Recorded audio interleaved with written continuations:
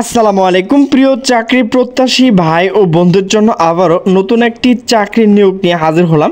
তো মূলত এই চাকরির নিয়োগে কি শিক্ষার যোগ্যতা লাগবে, কত টাকা পেমেন্ট করতে হবে, আবেদনটি কবে থেকে শুরু হবে এবং শেষ হবে, A to Z আলোচনা করব। তো ভিডিওটি স্কিপ না করে সম্পূর্ণ দেখতে থাকুন। তো নিয়োগটি মূলত প্রকাশ করা হয়েছে চট্টগ্রাম বন্দর কর্তৃপক্ষ। নিয়োগ বিজ্ঞপ্তি: চট্টগ্রাম বন্দর কর্তৃপক্ষ এর রাজস্ব খাতভুক্ত নিম্নস্থায়ী পদ পূরণের নিমিত্তে বাংলাদেশ প্রকৃত নাগরিক নিকট হতে অনলাইনে দরখাস্ত আহ্বান করা যাচ্ছে। তো মূলত অনলাইন ব্যতীত এই আবেদনটি গ্রহণযোগ্য নয়। তো প্রথমে রয়েছে পদের নাম, এরপর হচ্ছে পদের সংখ্যা, বেতন স্কেল, এরপর হচ্ছে চাকরি প্রত্যাশীর যে বয়স সেটি, তো এরপর হচ্ছে শিক্ষার যোগ্যতা ও অভিজ্ঞতা, প্রকিউরমেন্ট অফিসার, স্টোর অফিসার। তো পদের সংখ্যা হচ্ছে 2 জন। তো বেতন হচ্ছে 53,060 টাকা।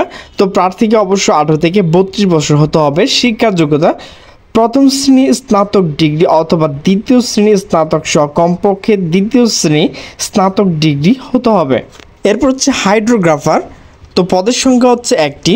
তো বেতন হচ্ছে 53,060 টাকা। প্রার্থীকে অবশ্যই 18 থেকে 32 বছর হতে হবে। শিক্ষার যোগ্যতা গণিত, শাস্ত্র, ভূগোল, পদার্থবিজ্ঞান, ফজিলত পদার্থবিজ্ঞান প্রথম শ্রেণী স্নাতক ডিগ্রি হতে হবে। এরপর হচ্ছে উপসহকারী প্রকৌশলী। তো এখানে লোক নেওয়া হবে 10 জন। তো বেতন হচ্ছে 38,640 টাকা। প্রার্থীকে অবশ্য 18 থেকে 32 বছর হতে হবে। এখানে কিন্তু আপনাকে অবশ্যই ডিপ্লোমা ইন ইঞ্জিনিয়ারিং বিষয় সার্টিফিকেট থাকতে হবে। এরপর হচ্ছে নৌযান পরিদর্শন। তো এখানে কিন্তু একজন লোক নেওয়া হবে। বেতন হচ্ছে 30,230 টাকা। তো প্রার্থীকে অবশ্যই 18 থেকে 32 বছর হতে হবে।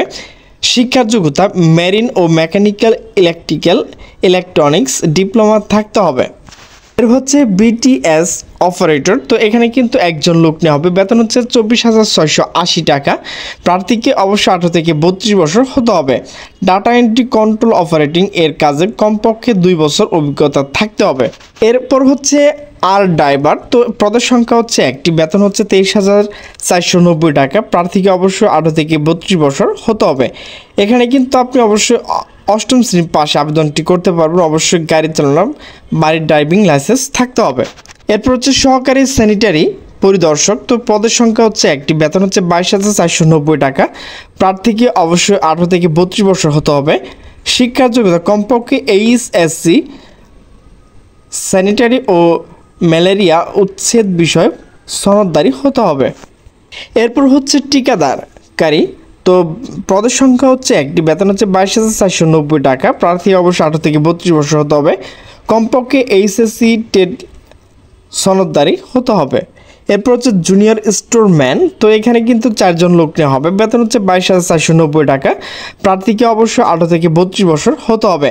শিক্ষার যোগ্যতা কমপক্ষে HSC পাস অথবা সমান পরীক্ষায় উত্তীর্ণ হতে হবে।